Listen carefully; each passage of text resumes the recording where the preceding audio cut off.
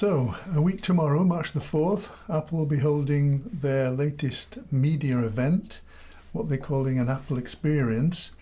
It's not going to be a streamed event as they do with, with the iPhone and so on.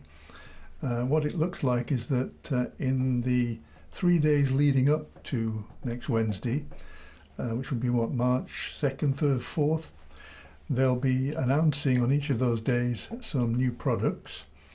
Possibly as many as 5 new products, according to Mark Gurman. And in fact, if you remember, they did that when they announced the Mac Mini, the M4 Pro and MacBook Pros, and the new iMac, or the latest iMac. They announced them over 3 days with a video on each of those days. Now it looks as if they're probably going to do that again, although we'll have to see. And then on the Wednesday, the invited journalists and so on will get hands-on with them, I guess. So what are they going to be releasing? What am I particularly interested in? Will I be buying any of them? Well, let's have a look at that. Okay, so the rumoured products are, and again, I think in terms of, if I put this in order of most likely, there's going to be an iPhone 17e. I think that's almost a certainty. There's going to be surely the M5 Pro, M5 Max, MacBook Pros released.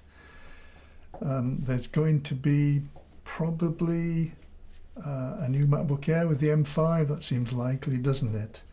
Of those products, I'm not really interested in any of them. I don't need the 17e. I have an iPhone Air. I've got an M4 Pro MacBook Pro, which I'm perfectly happy with. I think the only difference between that and these new ones is simply going to be the new processor, the M5 Pro, and there's not going to be any changes in design or display or anything like that, as far as we're aware. That's coming in the ones which will have the M6, which could well come, I read recently, at the end of 2026. I actually don't think that. I think it'll be early 27. But I'm perfectly happy. I'm not interested in a new MacBook Pro. And I don't have a MacBook Air, so that's not, again, I'm particularly interested in that. But obviously for people who want to buy a MacBook Air or a MacBook Pro, these improvements, these processor upgrades are very nice, and will obviously improve the performance.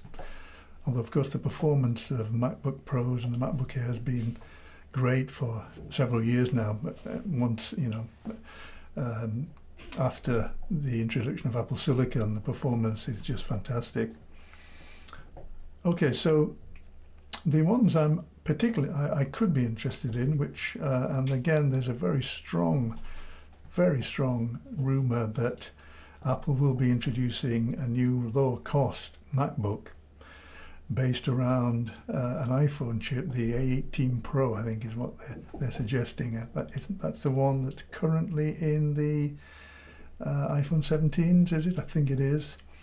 But it's going to have, unless they go for an M5, it's very unlikely. It looks like it will be an iPhone chip, but that's not a problem. The iPhone 18 Pro is perfectly powerful enough to run a lower cost MacBook for the uses that the majority of people want to use it for.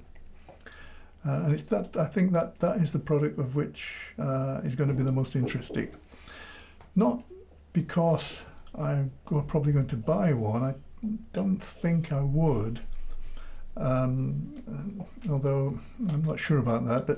But I think it's interesting, isn't it? Because it will be the first time that Apple has gone into this territory, has actually produced a lower cost MacBook. They're reckoning something around about $699. That obviously will be £699 here, probably in the UK. As I said before, we do seem to get a 1-to-1 exchange rate when it comes to Apple prices.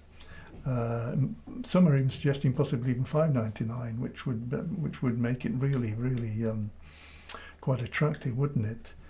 Particularly as, again, the rumour is that it's not, although it's going to be lower cost, that's not going to mean that it's going to have, say, a cheap plastic body. They reckon it's going to be the normal aluminium we say here, of course, unibody design. It's going to have, okay, it won't have a ProMotion display or a mini LED, but it will have a decent LCD display. The display size that's most likely, it seems, again from the rumours, is just below 13 inch, 12.9 inch, or basically 13 inch, I guess, which puts it, I think it's slightly smaller than the display on the MacBook Air, on the lower end MacBook Air. But that would be perfectly fine. I'm sure it would be. I can't see Apple releasing any product that has a very poor display. Obviously, it may only have 8 GB of RAM, but that's probably enough for what most people will be using it for, which will be mainly web browsing and email and a little bit of light photo editing and so on, the sort of everyday tasks. It will almost certainly have a decent keyboard. It will, of course, have Apple's excellent trackpad. Not many ports, I guess, but maybe only one USB-C. It's not going to be Thunderbolt, apparently. But again, the rumour is one USB-C plus a MagSafe charging port, which, again, for most people buying this would be adequate. They can always buy a USB-C hub, a dongle, if they need to need more ports. But the advantage, of course, will be that it will be very light and thin, very portable. It's going to be interesting. I mean, the rumours are very strong about this, have been for a while, so it would be a big surprise, I think, if Apple doesn't release a device like that next week. And it's certainly going to be interesting. I certainly would like to I'm going to have a look at it in the Apple Store. I say, would I buy one? Probably not. I mean, I say I've got a 16-inch MacBook Pro, M4 Pro, beast of a machine that does everything I need. But I have to say, it's not super portable. It's okay. I can take it around all right in my computer bag. It's not ridiculously heavy, but some people say that it's much too heavy to carry around. I don't agree with that. It is heavy, or heavy-ish. And heavier, obviously, than the 14-inch, which some people have gone for that reason. But it's portable. I don't actually do a great deal of outside computing. But I can see that if I did want something that was cheaper, that was lighter, that was perfectly capable for the sort of stuff I might do when I'm out and about. And one that, because of the cheaper price, it's not going to be cheap in the sense of £200, £300. It's going to be 500, 600, maybe even £700. Hopefully it's less than £700. But I mean, it's cheaper, and so you could be less careful using it. You could throw it into your bag. You've still got to treat it with respect. You can't just throw the thing around without worrying about any denting or anything. I'm not going to be I'm not going to be like that. But the fact that it is cheaper, that you're not wasting your investment as much if it goes wrong. I'm assuming it won't. What I'm saying is that it's something that you could use as a more day-to-day, out and about MacBook, which it's still a MacBook. It would still have Mac OS. It would still have the advantages of that. It would still be a good-looking, well-built device, but it wouldn't have that very high price tag which a MacBook Pro has.